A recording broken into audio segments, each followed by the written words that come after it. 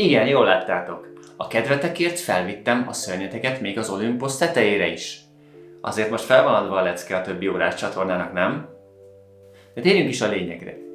Nyugodtan mondhatjuk, hogy a Seiko legendás a búvárvilág területén. Úgyhogy 200 méterrel a víz alatt, vagy majd 3000 méterrel a tengerszint felett meg se kottyan egy ilyen órának.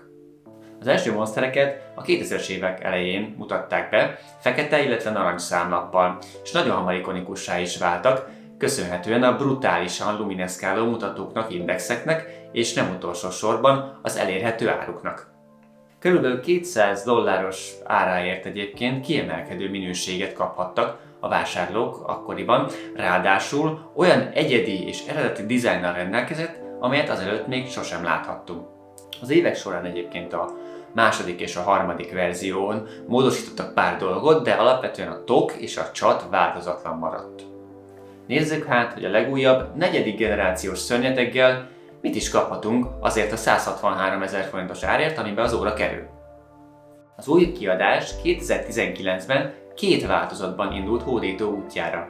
Ebből most az SRPD 27-es verziót fogjuk közelebbről megnézni, illetve azt, hogy szerintem hogyan is kellene kinéznie gyárilag ennek a fekete szörnyetegnek.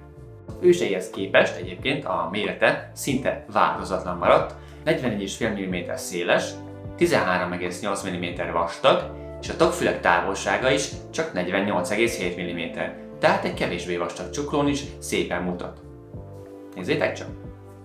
Az én 18 centis csuklómon szerintem tökéletesen jól viselhető.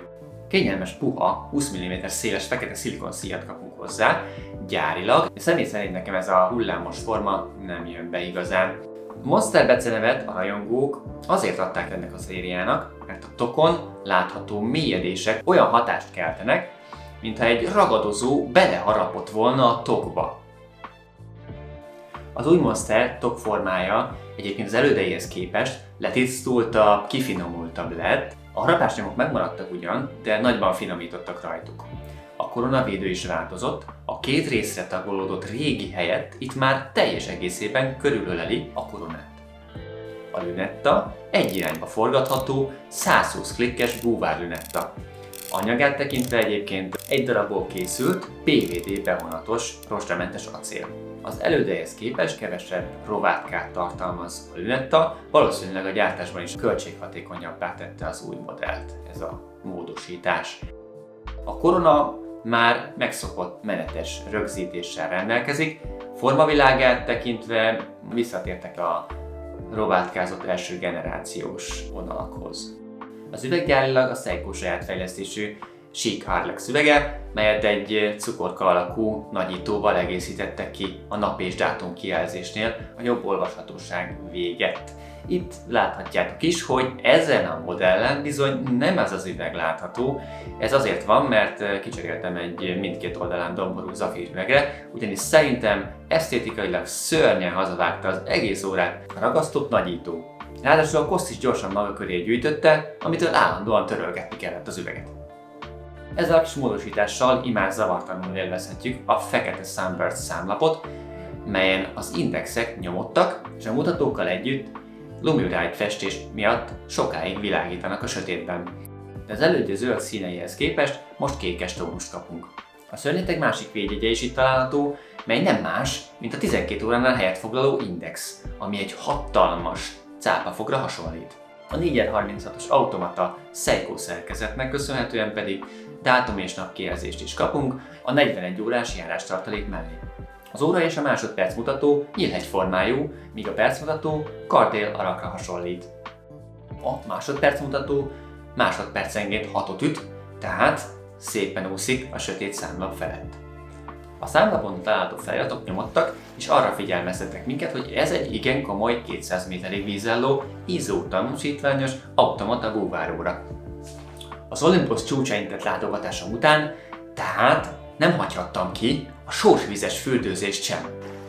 Ezért a szörnyeteg a tenger mélyét is meglátogatta, már amennyire mélyre mehettem egy amatőr pipás búvárszettel, ugye? Láthatjátok, hogy ugyanolyan otthonosan viselkedik a víz alatt, mint magasan a tengerszint felett.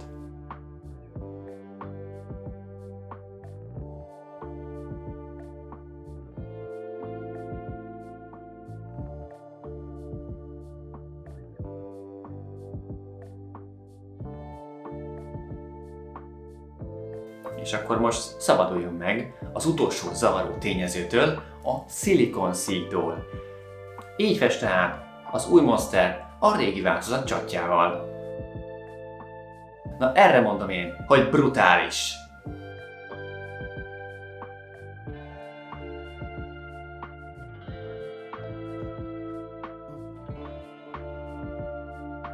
Szerintem így kellett volna kiadni a Seikónak egyébként ezt a modellt, nem pedig azzal az elcsúfított nagyítóval, illetve a szilikonszíjjal.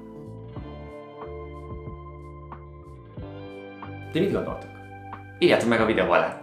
Hogy tetszik jobban? Szerintetek az eredeti üveggel jobb, és a szilikonszíjjal, vagy az afírral és a fénycsattal?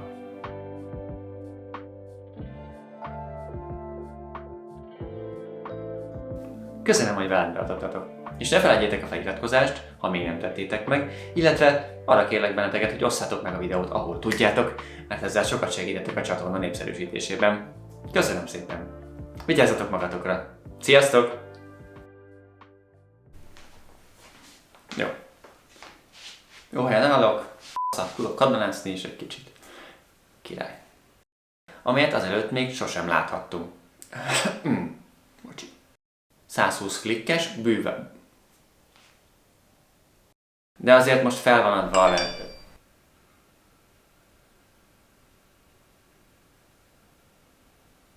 Oké, még egyszer.